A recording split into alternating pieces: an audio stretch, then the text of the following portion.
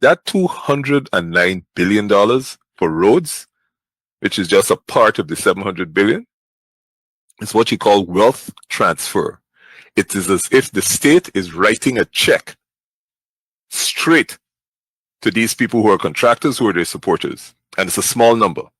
It is literally the transfer. It's as if the state is saying, here is $209 million.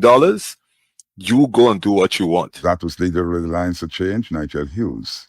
He said that the state declines to check the quality of the work. You've seen that in the Tupui contract.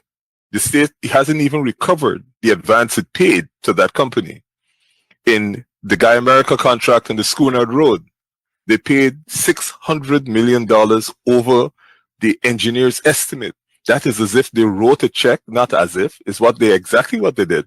They wrote a check for $600 million for no real work. Because he said that people must understand what the government does. The People's Progressive Party comes from a history of putting working class people at the top of its agenda.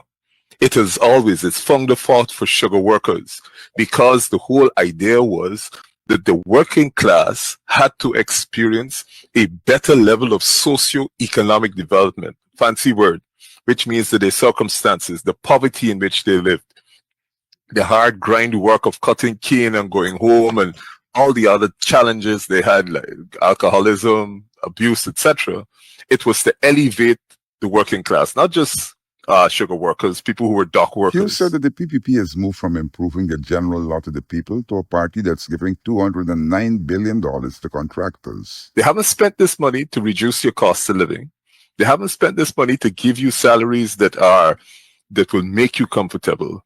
This money has been spent just to transfer it to this group of people who are going to finance their election. And that money, like I said, if you go and build a house, remember, you got to pay for concrete.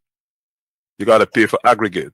Where the concrete comes from, overseas. You got to spend the US dollars to buy the concrete, right? These contractors are buying the foreign currency, leading to the present shortage in Guyana. So it's as if the government is giving these people this money.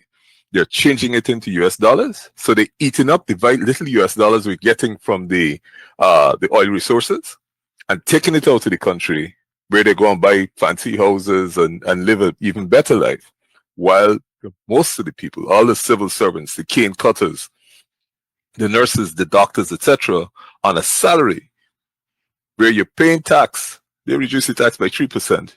And once you're over $130, $130,000, you're paying 1/4 of that in tax.